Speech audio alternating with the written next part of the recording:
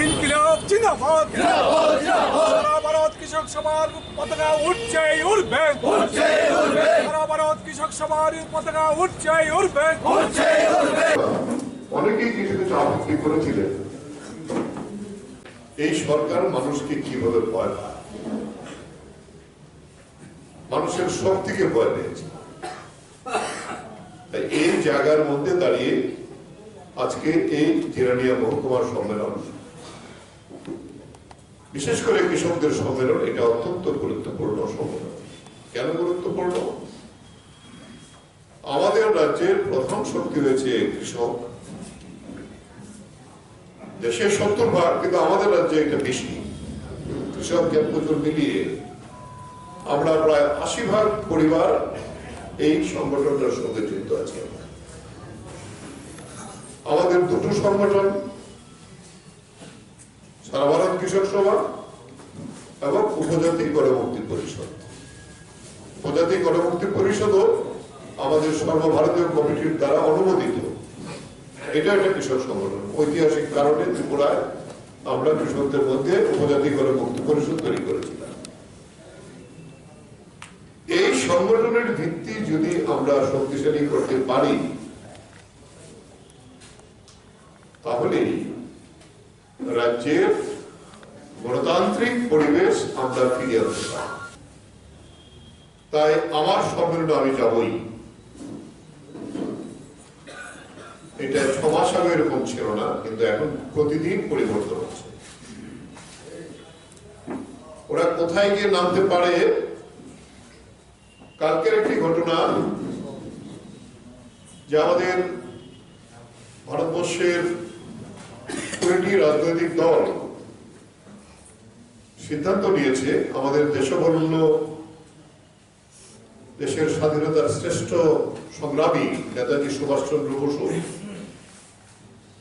ওনার দিবসটিকে দেশপ্রাণ দিবস হিসেবে গোটা দেশে পালিত হবে।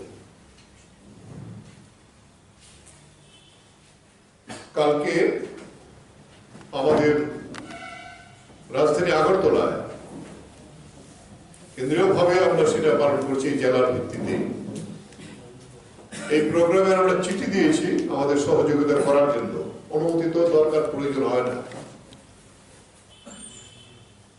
কিন্তু আমাদের লোক যাওয়ার আগে প্রায় 25 জন সিআরপি পুলিশ দিয়ে অফিসার গিয়ে দাঁড়িয়ে আছে, সেখানে আমাদের সভা করার কথা। করা যাবে না।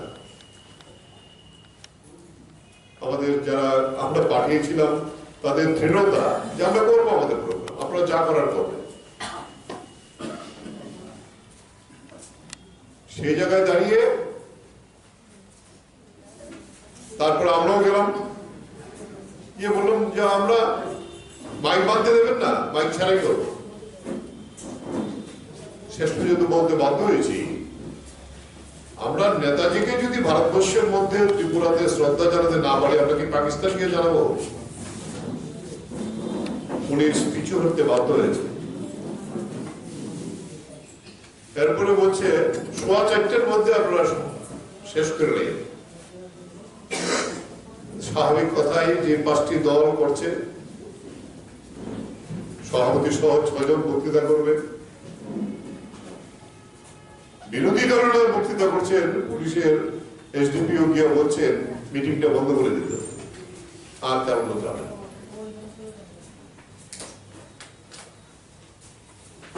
এবং তিনি বলতে বাধ্য হয়েছেন আমরা পুলিশকে বিপদে ভরতে চাই না, অফিসারদের। আমি 10 মিনিটের মধ্যে শেষ করে 10 মিনিটের মধ্যে শেষ হয়েছে। এটা আরো আমরা বাড়াতে পারব। এই যে অবস্থাটা, এটাই বলছে যে মানুষের শক্তি, সেই শক্তি কিভাবে এগিয়ে আসছে। 8ই জানুয়ারি বন্ধ গেল, যে বন্ধে আমাদের এটা সারা ভারত কৃষক সভা এবং কৃষক সংগঠনগুলোর উদ্দেশ্যে ছিল আমরা গ্রাম বন্ধ করব। আমরা ত্রিপুরার এই পরিবেশ পরিস্থিতির মধ্যে আমরা এই বন্ধের ডাক দিয়েছিলাম। রাজ্যের কৃষকদের মধ্যে সবচেয়ে বড় দুটো বাজার, একটা হচ্ছে সোনামুড়া আর একটা হচ্ছে তেলেমুড়া, সম্পূর্ণরূপে কৃষকরা ওই বাজারগুলিতে আসেনি।